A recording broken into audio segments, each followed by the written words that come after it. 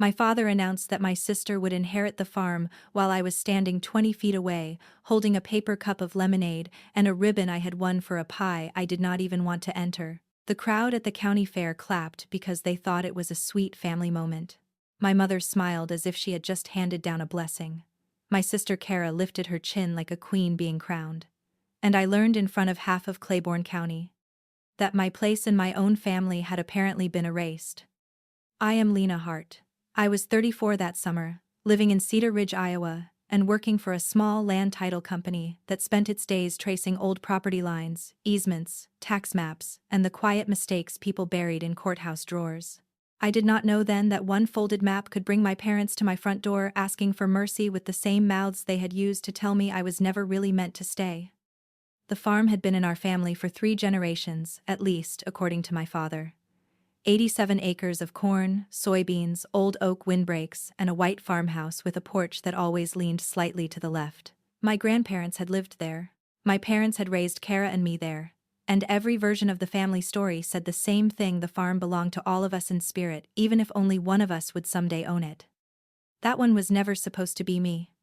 I learned that long before my father said it into a microphone.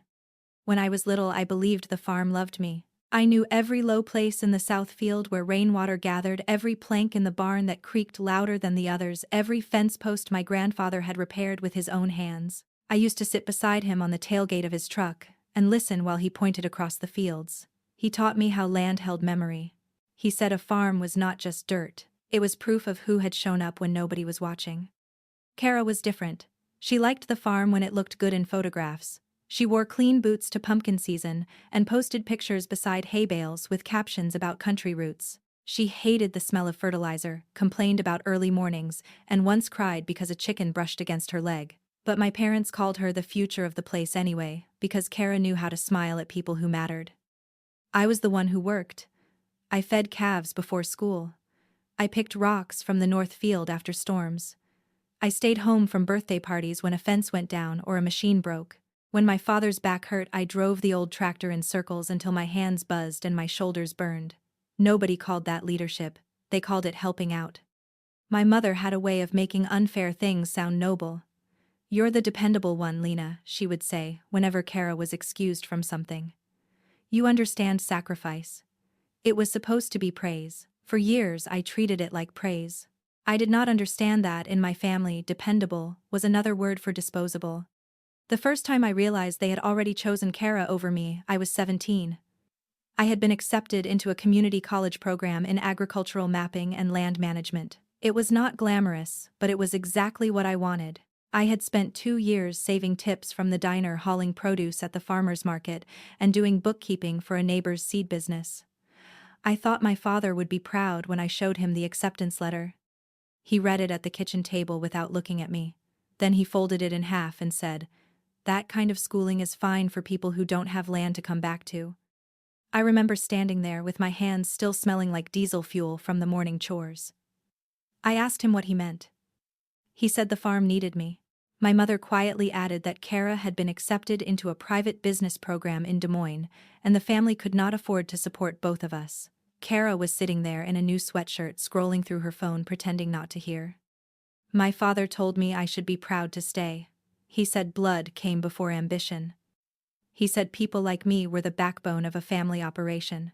Then he looked straight at Kara and told her she deserved the chance to build a bigger life. That was the first time I understood that he did not see the farm as something we shared. He saw it as something I was supposed to protect until someone else was ready to inherit it. I stayed for 3 more years anyway. That is the part people never understand when they hear stories like mine. They ask why you did not leave sooner, as if loyalty is a switch you can flip once someone hurts you badly enough. But loyalty does not work that way when it has been trained into you since childhood. It becomes a reflex. You keep hoping the next season will be different. You keep believing that if you work harder, someone will finally see you. Instead, I watched Kara come home from college with polished speeches about branding, agritourism, and modernizing the family legacy. She would stand in the kitchen wearing city clothes and expensive sunglasses and talk about the farm like it was a business case study. My father listened to every word. If I pointed out that the irrigation system needed repair, or that the north field was losing topsoil, he would tell me not to be negative. Then, one winter morning after I had spent 6 hours clearing snow from the long gravel drive, Kara arrived late for breakfast and announced she might want to turn the old barn into a wedding venue. My father laughed like she had invented fire. My mother said it was visionary. I stood there with snow melting down the collar of my coat and realized they had never once listened to me because they had never once imagined I could be the one with a future. I left 2 months later. There was no dramatic goodbye, no suitcase thrown into the road, no screaming match that gave me a clean ending. I packed my clothes into plastic bins, took the old drafting compass Grandpa had given me, and rented a room above a hardware store in Cedar Ridge. My father said I was being selfish. My mother cried and told me I was breaking the family apart. Kara hugged me with one arm and whispered, "Don't make this weird, you'll always have a place here." She did not mean the farm. She meant a folding chair at Thanksgiving. For years after I left, I went back only when I had to. Christmas, funerals, the occasional birthday dinner where my father acted as if my absence had been a choice he generously forgave. Kara began bringing boyfriends home. Then, she brought a fiancé. Then she started talking openly about taking over someday, always with that calm confidence people have when they believe the future has already been arranged for them. I built a quiet life. I learned how to read old plats and boundary descriptions that made other people's eyes glaze over. I learned that land records tell the truth even when families do not. A courthouse file can be ignored for decades, but it does not forget. Lines on paper may look harmless. They can still decide who has a right to stand where. The week before the county fair, my mother called and asked me to come. She said my father wanted the family together for a special announcement. I almost said no. Then something in her voice stopped me. It was too careful. Too polished. The kind of voice she used when she had already made peace with hurting me and only needed me to cooperate. So I drove out on Saturday morning, wearing a simple blue dress and boots I had not worn in years. The fairgrounds smelled like dust, fried onions and hot animal bedding. Children ran between livestock barns with melting ice cream. My father was near the main stage, shaking hands with people from the bank and the co-op. Kara stood beside him in a white sundress, smiling for photographs. I knew before he spoke. Still, hearing it was different. My father took the microphone during the County Agriculture Awards when everyone was relaxed and happy and expecting a harmless speech about tradition. He thanked the community. He thanked the Lord. He thanked my mother for standing beside him through lean years and good years. Then he turned toward Kara and said, "It gives me great pride to announce that when the time comes, my daughter Kara will inherit Hart Farm and carry it into its next chapter." The applause came fast. Too fast. People love certainty. They love a family legacy when it fits neatly into a sentence. Kara stepped forward and hugged him. My mother pressed a hand to her chest. Someone near me said, "Isn't that wonderful?" I could not answer. I was staring at my father's face, waiting for him to look at me. He did, finally. Just once. His expression did not change. Then he added, almost casually, "Lena has always had her own path. She understands that the farm needs one clear leader." That was the sentence that cut deepest. Not because it was cruel, because it was practiced. He had turned years of my labor into a personality trait. He had turned my leaving into consent. He had made it sound as though I had stepped aside willingly, as though I had not been pushed out one small disappointment at a time. I walked away before anyone could see my hands shaking. I made it past the livestock pavilion and behind the old display barn before I stopped. There was a row of county history booths near the fence, including one run by the Surveyor'S office. A silver-haired man I vaguely recognized was pinning an enlarged map to a board. The paper was old enough to be yellowed at the edges. He looked up when he saw me. "Lena Hart?" he asked. I nodded, confused. He studied my face for a moment, then glanced toward the main stage, where my family was still surrounded by congratulating neighbors. "Your grandfather used to bring you to the courthouse with him," he said. "You were the little girl who asked why the property lines didn't match." My throat tightened. "I remember." The man nodded slowly. "Then you might want to see this before your family makes any more announcements."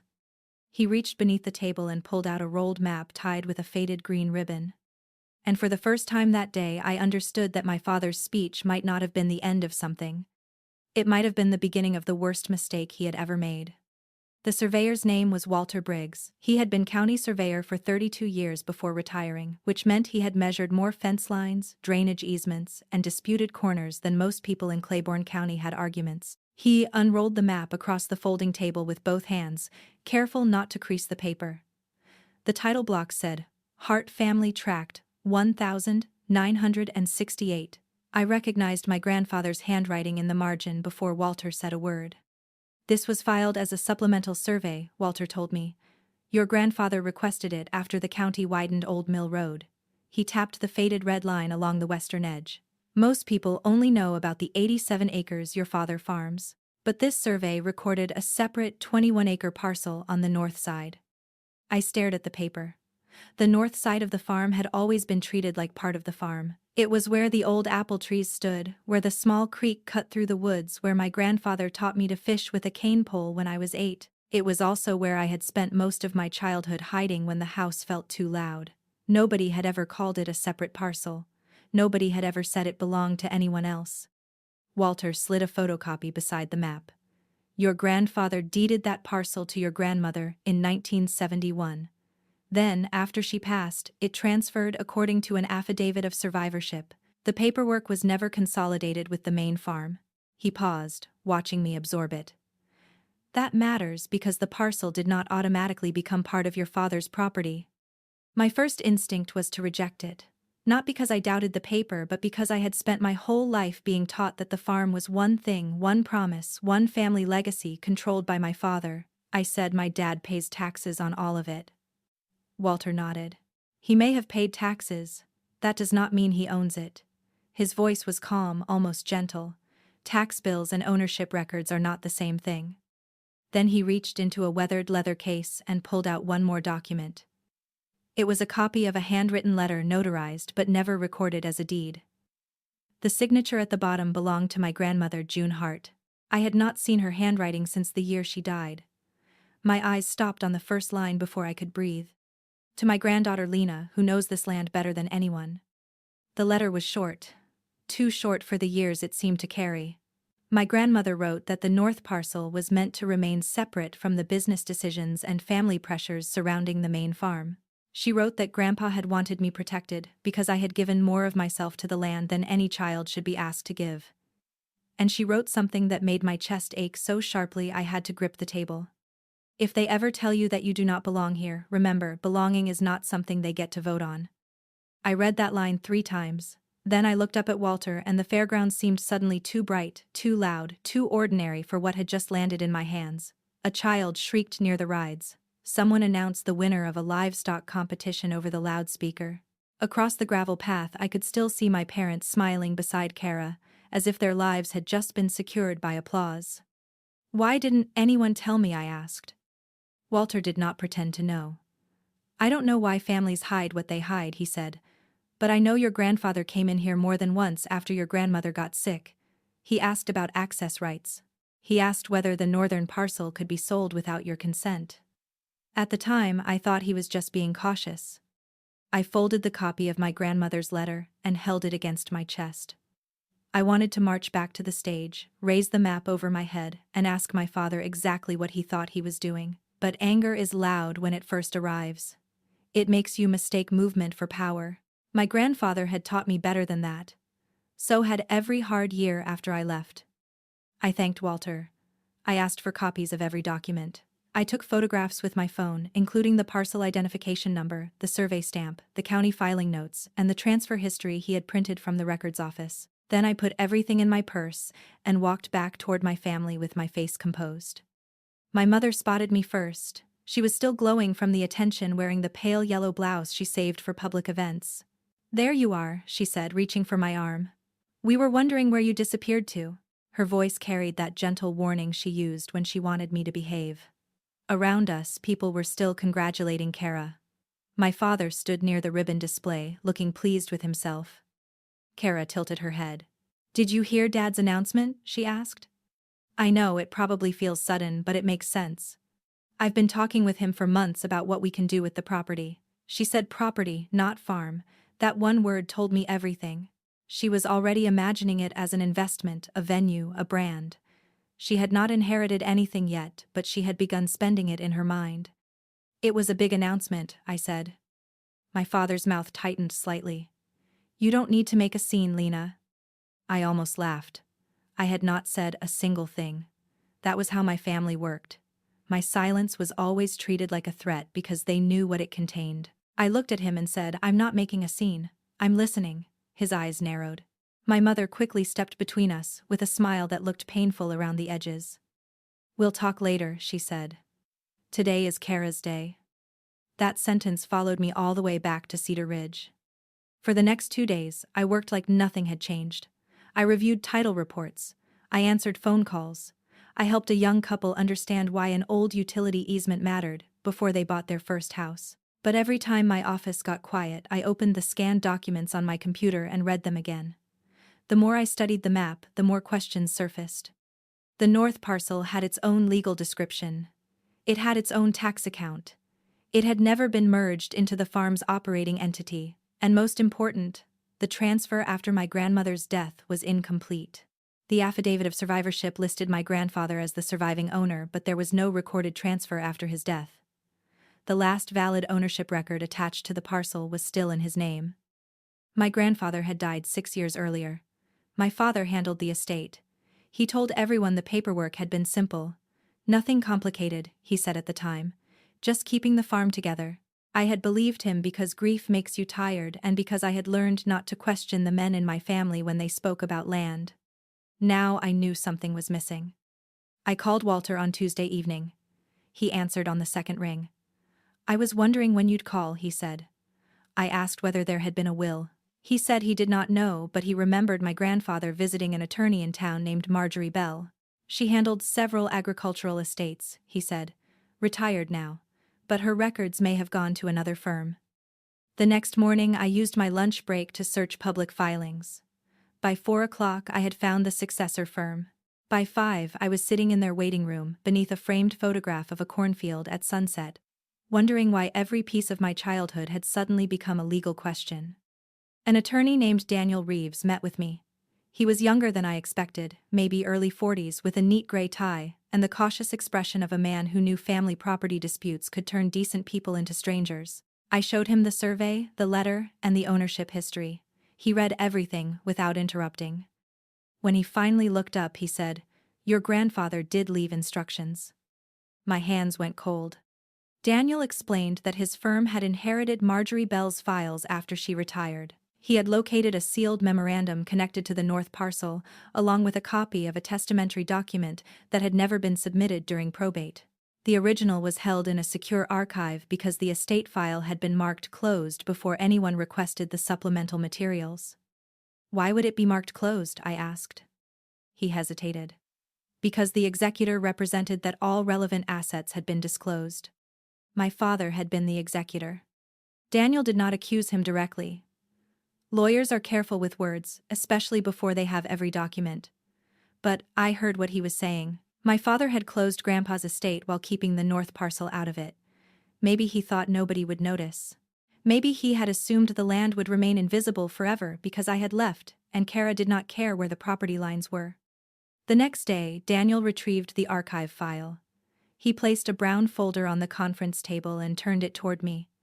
My grandfather's name was written across the front in thick blue ink. I could not move for a moment. It felt wrong to be afraid of paper. But paper had a way of preserving things people worked hard to erase. Inside was a copy of Grandpa's final instruction concerning the North Parcel. It was not a grand speech. It was practical, almost blunt. He stated that the parcel should transfer to me upon his death separately from the main farm, because I had been wrongfully treated as labor without recognition, and because he did not want the property used as leverage against her by any member of the family. I read that sentence until the words blurred.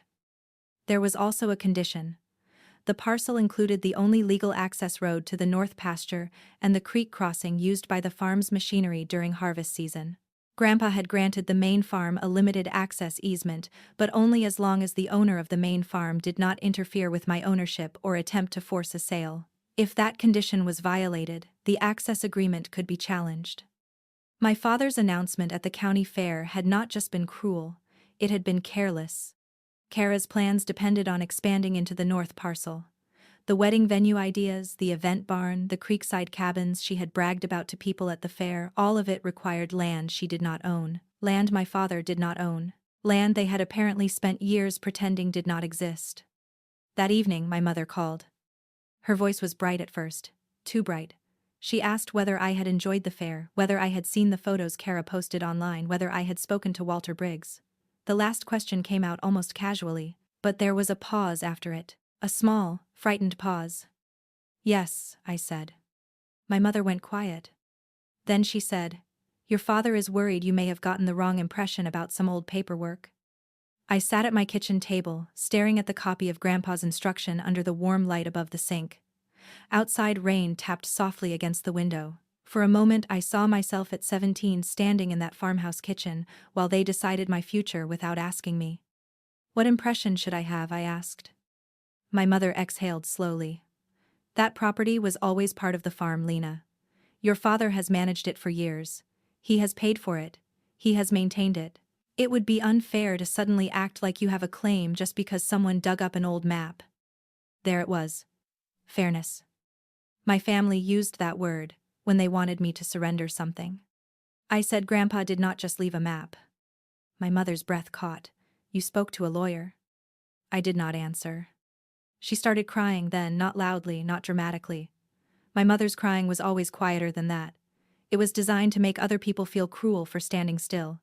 She said my father had done his best. She said Kara had already made plans. She said the family could not survive another division. Then she said the sentence I had heard my whole life. "You're the dependable one. Please don't punish everyone because you can." I closed my eyes. For years, I had thought my strength was something they admired. That night I understood they had only admired it when it made me easier to use. "Mom," I said, and my voice was calmer than I felt, "I am not punishing anyone. I am finding out what belongs to me." She did not answer for several seconds. Then I heard my father's voice in the background, low and angry. I could not make out the words, but I heard enough to know he was there. My mother came back on the line and said, "Your father wants to meet tomorrow." I looked again at Grandpa's name on the folder. At the map line dividing the north parcel from the rest of the farm. At my grandmother's words about belonging. "Fine," I said. "But not at the house." The next afternoon my father asked me to meet him at the old grain elevator outside town. And when I arrived, Kara was already there. The old grain elevator stood beside the railroad tracks like a rusted monument to every promise Claiborne County had ever broken. Its windows were filmed with dust and the loading bays had been boarded up for years. My father chose it because nobody came there anymore. He probably thought privacy would make him sound reasonable. Kara was waiting beside his truck, wearing sunglasses and a cream-colored blouse that looked too expensive for gravel. My father leaned against the hood with his arms crossed. Neither of them said hello. That was how I knew they had already rehearsed. My father looked at the folder in my hands and said, "You brought paperwork to a family conversation." I met his eyes. "You made the family conversation about land." His jaw tightened. "Don't twist this." For most of my life that sentence would have made me question myself. It was one of his favorites. He used it whenever I repeated his words back to him too accurately.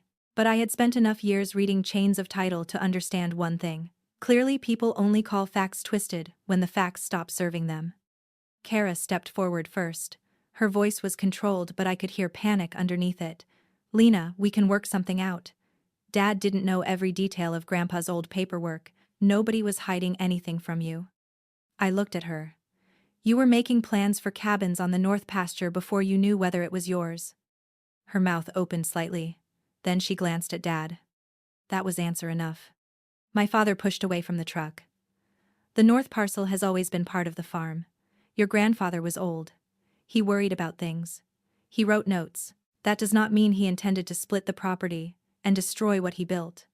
"His notes were notarized," I said. "His instructions were filed with his estate attorney.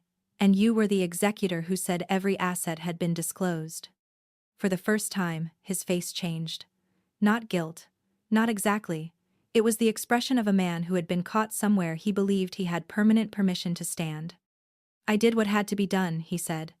"That farm was drowning after your grandfather died. The equipment loans, the taxes, the feed costs. I kept it together. You kept it under your control. I kept your mother in her home. You kept Kara's future intact." His voice rose then.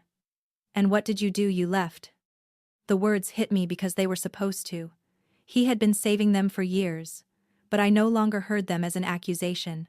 I heard them as proof that he had never forgiven me for refusing to stay useful. I left after you told me I couldn't go to school because Kara needed the money more, I said. I left after you turned every hour I worked into something you expected, and every choice Kara made into something you celebrated. You didn't lose me because I abandoned the farm, Dad. You lost me because you made sure there was nothing left for me there. Kara looked away. My father did not. He lowered his voice. You're making this emotional. No, I said. I'm making it accurate. For a moment, nobody spoke. A freight train moved somewhere beyond the trees, the sound low and metallic across the empty lots. I thought about the years I had spent trying to earn a place at my own table. I thought about every time my mother called me strong when she meant silent. And I realized I was no longer standing there as the daughter they could shame into compliance. I was standing there as the owner of something they needed. My father tried a different approach. What do you want? The question should have sounded simple. Instead, it landed between us like a confession. Not what happened, not what did I do, not how can I make this right, just what do you want? I opened the folder and took out a copy of Grandpa's instructions. I want the estate handled correctly. I want the north parcel transferred into my name. I want a full accounting of any income earned from that land since Grandpa died. And I want you and Kara to stop representing it as part of Hart Farm. Kara gave a short, sharp laugh. You want to take the access road away from us? I want you to stop pretending you own it. You know that road is how Dad gets machinery into the north pasture. I know exactly what that road is, I said. Grandpa gave the farm a limited easement. I am not trying to trap anyone. But the easement has conditions. It was never meant to be used while you were trying to sell, develop, or pressure me out of my own land. My father's face went pale in a way I had never seen before. He knew the condition. Maybe he had forgotten the language. Maybe he had assumed I would never find it, but he knew enough to understand what it meant. Kara folded her arms. You cannot honestly expect us to stop the whole project. We already have people involved. What people? She hesitated. An architect. A lender. A consultant. My father cut in. That is none of your business. It becomes my business when you use my land in the proposal. The silence that followed was heavier than the first one. I had not known that for certain when I walked into the grain elevator. I had suspected it. But I had spent the previous night reading the county's preliminary planning filings. Kara's name was listed as the applicant for a conditional use review on Hart Farm. The site plan included future guest cottage expansion along the creek and event access improvements through the North Road. My land was drawn into their future in neat gray lines. You used my parcel in a development application, I said. Kara's lips pressed together. It was conceptual. It was submitted to the county. It wasn't final. You had no right. My father stared at the ground for a long moment. Then he said, we had to show the whole footprint. That is how these things work. No, I said. That is how you work. You decide first. You ask permission after. And when somebody says no, you call them selfish. He looked up at me then, and all the public kindness he wore at the fair was gone. You have no idea what it costs to run that place. Maybe not, I said. But I know what it costs to be treated like free labor until you become inconvenient. Kara's voice broke through before he could answer. This is not just about you. I almost smiled because finally she had said something honest. No, I told her. It never was. I left before either of them could turn the conversation into another argument about gratitude. I drove back to Cedar Ridge with both hands steady on the wheel, though my heart was pounding hard enough to make my fingertips tingle. Anger was still there. So was grief. But beneath both of them was something new. Clarity. The next morning, Daniel Reeves called me before 8. His voice was careful, but there was urgency underneath it. Lena, he said, I found something you need to see. At his office, he handed me a printout from the county planning portal. It was the full version of Kara's development application, including attachments that had not been visible in the public summary. There were glossy renderings of a renovated event barn, gravel parking areas, small cabins near the creek, and a white wooden sign at the entrance that read Hart Ridge Estate. My stomach turned at the sight of it. The north parcel was not just included. It was central to everything. The cabins were there. The creek access was there. The expanded road was there. There was even a note about historic orchard views, as if the apple trees Grandma had planted were a decorative feature in a brochure. Daniel placed another document beside it. They listed the entire site as under common family ownership. That statement is not correct. How bad is it? I asked. It is serious, he said. But more important, it gives us a clear path. We can notify the Planning Commission, submit the title evidence, and request that the application be suspended until ownership is clarified. I looked at the pages again. Will that stop them? It will stop this application from moving forward on the current record. For the first time, I felt the full weight of the leverage I had. Not because I wanted to ruin my family, I did not, but because they had built a future by assuming I would continue to disappear inside it. Daniel leaned back in his chair. There's one more thing. I reviewed the estate file against the tax history. Your father received agricultural lease payments related to the north parcel over the past 6 years. Those payments went into the farm operating account. I stared at him. How much? Enough that we need a formal accounting. The room seemed to narrow around me. I thought of Dad telling everyone he had kept the farm alive. I thought of my mother saying he had paid for everything. Maybe he had. But part of what he used had been mine. Not because I had earned it recently. Because Grandpa had tried to make sure I would not be erased. Daniel did not push me toward anger. He simply explained my options. We could file quietly. We could send a demand letter. We could request mediation. We could report the estate discrepancy. We could let the county discover the ownership problem through the planning application. What would you do? I asked. He considered that for a moment. I would do what gives you the cleanest record and the least regret. Not what gives you the loudest revenge. That was why I trusted him. I asked him to send the documentation to the Planning Commission and request that I be notified of every hearing involving the farm. I asked him to prepare the transfer petition for the north parcel. And I asked him to draft a letter to my father requiring that he stop using my parcel in any business financing or development representations. Then I went back to work. For 3 days, my family tried everything. My mother came to my office carrying a casserole dish, as if chicken and rice could solve 6 years of concealed paperwork. She stood in the lobby beneath the framed certificates on the wall and said she was worried about my father's blood pressure. I told her I was worried about my name being used on documents without my consent. She cried quietly. I did not raise my voice. My father left 2 voicemails. In the first, he said I was embarrassing the family. In the second, he said I was threatening everyone's livelihood. In the third, he stopped pretending and said, "You need to remember who gave you everything." I saved all 3. Kara sent texts late at night. At first, they were angry. Then they became pleading. She said the lender was asking questions. She said the county had paused the review. She said people in town were talking. She said she had put money into the project already. I typed several replies and deleted them. Finally, I wrote, "You built plans around land that was not yours. That was your choice." She did not answer. On Friday afternoon, Walter Briggs called me. "I thought you should know," he said. "The Planning Commission asked me to attend Tuesday's hearing." "Why?" "Because they want clarification on the boundary survey and access rights." He paused. "Your father has apparently submitted a statement saying the map is outdated." I closed my eyes. Of course he had. Walter's voice sharpened slightly. "Lena, I filed that survey myself. It is not outdated, and I still have the original field notes."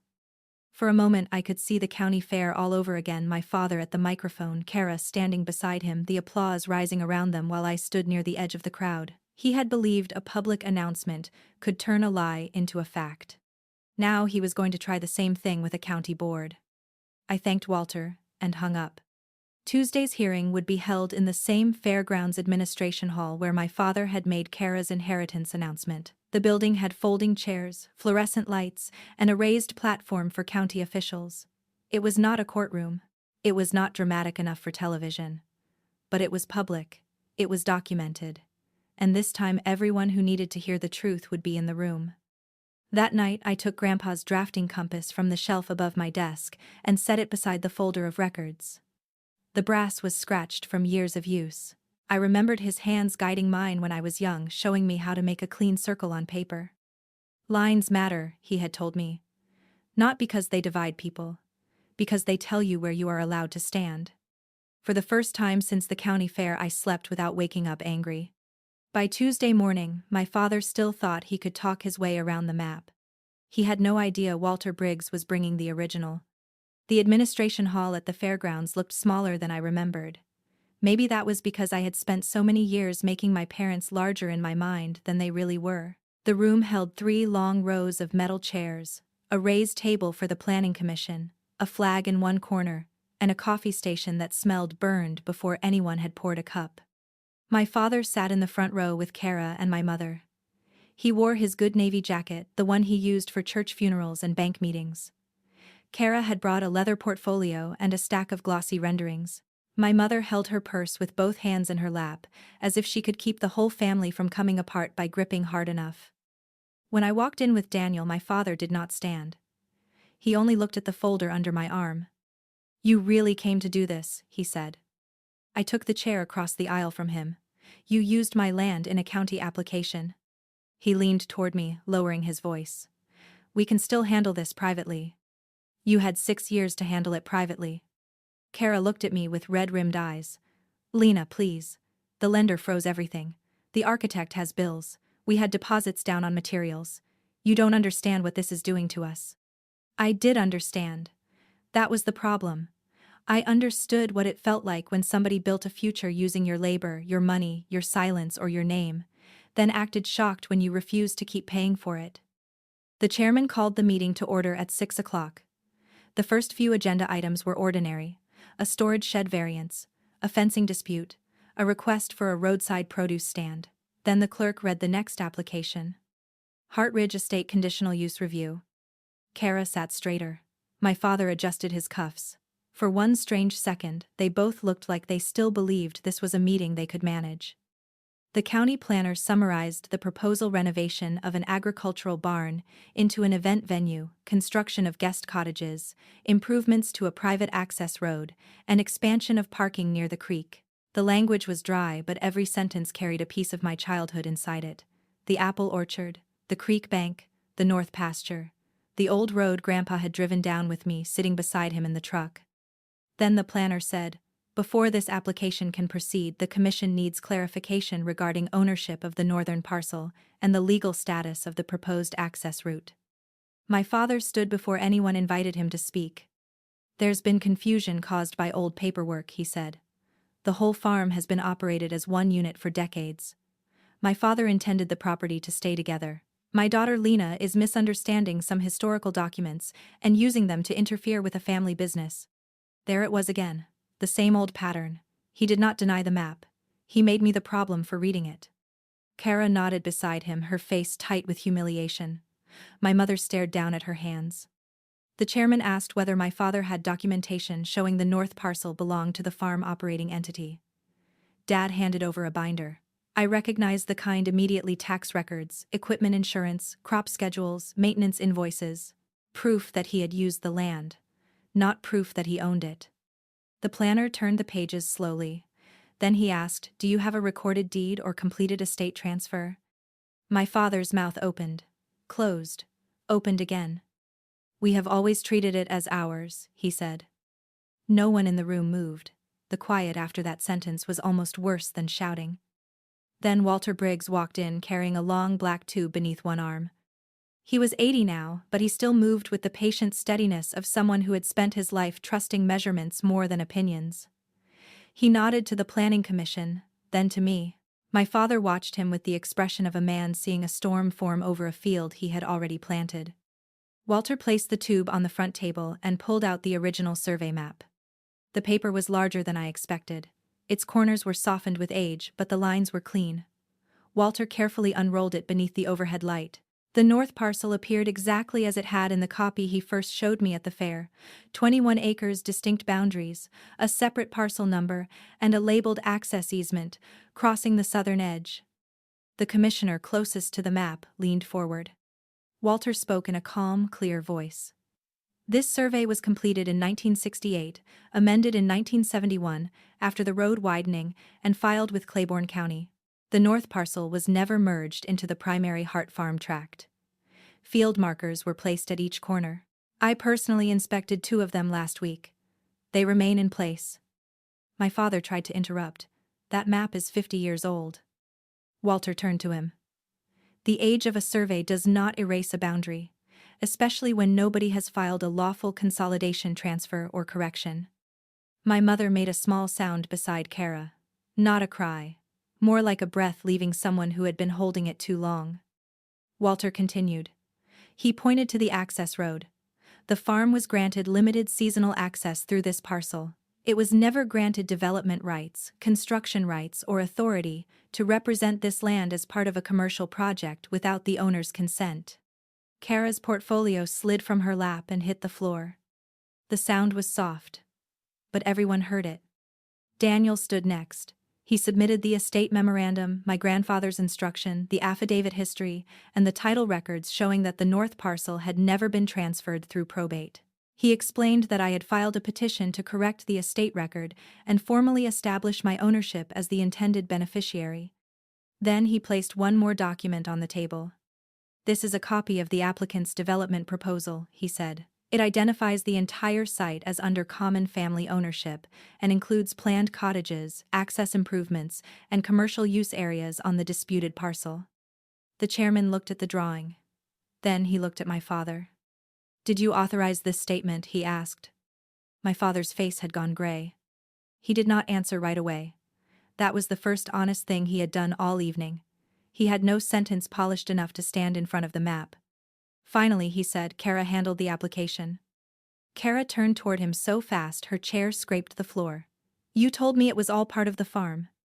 My father did not look at her. "You said Grandpa's paperwork was nothing," she said louder now. "You said Lena left and didn't care. You said nobody would question it." My mother whispered Kara's name, trying to stop her. But Kara had already crossed the line from fear into betrayal. I recognized it. I had lived there for years. Dad finally looked at her. "I was trying to protect this family." "No," I said. Every face turned toward me. I stood slowly, carrying nothing but the folder Grandpa's name had been written on. My hands were steady. I had imagined this moment in angry flashes for days, but the truth was quieter than revenge. It did not need me to decorate it. "You were trying to control this family," I said. "There's a difference." My father stared at me. His eyes were wet, but I did not mistake that for regret. Regret is what someone feels when they understand the harm they caused. Fear is what someone feels when the harm finally has consequences. I looked at the commission. I do not want to stop the farm from operating. I do not want to punish workers, suppliers, or people who had no part in this. But I will not allow anyone to build a business around land they hid from me, used without my consent, and publicly gave away as if I did not exist. The chairman nodded once. The commission voted to suspend the application pending title resolution. They required a revised site plan that excluded the north parcel entirely unless I gave written consent. They requested a corrected ownership statement for the county record. And they referred the estate discrepancy to the appropriate office for review. It was not dramatic in the way television makes things dramatic. Nobody gasped. Nobody slammed a door. But when the chairman struck the gavel, the sound landed cleanly in the room. Hartridge Estate was over. At least the version built on my silence was. My father waited until most people had left before he came toward me. Kara stood behind him, pale and shaking. My mother stayed by the chairs, looking older than she had that morning. "Lena," Dad said. I had spent my whole childhood waiting for him to say my name gently. In that room it only made me tired. He swallowed. "Please don't take the road away." There it was. Not "I'm sorry." Not "I was wrong." Not "I should have told you." "Please don't take the road away." He looked toward the map still spread across the table. "The north pasture is important during harvest. If we lose that access, it affects everything. The equipment, the crops, the workers. You know that." "I know," I said. My mother stepped forward, then tears gathering in her eyes. "Please, Lena, this is still your family." For a second, the old reflex rose in me. The instinct to comfort her, to make it easier. To tell them I would fix what they had broken because I was the dependable one. Then I thought of Grandma's letter. Belonging is not something they get to vote on. "I am not taking anything away," I said. "I am setting the terms you should have respected from the beginning." My father's shoulders dropped. Kara looked down. Daniel had already prepared an agreement. I would allow limited agricultural access through the existing road for the next 5 years, renewable only by mutual agreement. The farm could not use the road for weddings, commercial guests, construction, or development. The orchard and creek bank would remain untouched. Any lease income from the north parcel would be accounted for and paid back through a structured settlement. My father had to sign a written acknowledgement that the parcel was mine. That was the part that made him go still. Not because he would lose the farm. He would not. Not because I wanted to destroy him. I did not. It was because he had to put in writing what he had spent years denying out loud. Kara asked if she could speak to me alone outside. The fairgrounds were quiet by then. The last light of evening lay across the empty parking lot, and the old livestock barn stood dark behind us. She folded her arms around herself, suddenly looking less like the sister who had been crowned at the fair, and more like someone who had just realized the crown was made of debt. "I didn't know it was yours," she said. "I know. I should have asked." "Yes." She looked toward the hall. "Dad made it sound like you didn't want anything to do with the farm. He made it sound that way because it helped him." Her eyes filled, and I felt something complicated move through me. Not forgiveness, not cruelty, just the dull grief of seeing how deeply the same lie had shaped us both. "I'm sorry," she said. I believed she meant it. But apologies are not bridges by themselves. They are only the first board laid down after someone has spent years burning the road. "I hope you build something that is actually yours someday," I told her. "Not something Dad hands you by taking it from someone else." She nodded once. Then she went back inside. The estate correction took months. The accounting took longer. My father signed the agreement because the alternative was worse, and because for once he had no public speech strong enough to cover the paper in front of him. My mother stopped calling every day. Then she began calling once a week, usually to talk about weather, church, or recipes. We were polite. We were not close. Kara canceled the venue project. A year later, she took a job with an agricultural co-op in another county. She never asked me to sell the land. She never mentioned the fair announcement again. As for me, I kept the north parcel. I planted native grasses along the creek and repaired the old fence line near the orchard. I restored the small shed Grandpa used for tools and hung his drafting compass above the workbench. On weekends, I drove out there with coffee in a thermos and walked the boundary markers Walter had shown me. They were simple things: steel stakes, weathered stones, a few old posts half hidden beneath grass. But they told the truth. The first time I stood at the edge of the north field after everything was settled, the wind moved through the corn on the neighboring acreage and made the same low sound I remembered from childhood. I did not feel triumphant. I felt free. For years, my family had taught me that being loved meant being useful, that loyalty meant swallowing whatever hurt because someone older, louder, or more entitled called it tradition. They were wrong. Love without respect is not loyalty. Family without truth is not safety. And forgiveness is not a deed someone can force you to sign. My father gave Kara the farm in front of the whole county because he thought I would stand there quietly and disappear. Instead, the map told everyone where I had been standing all along.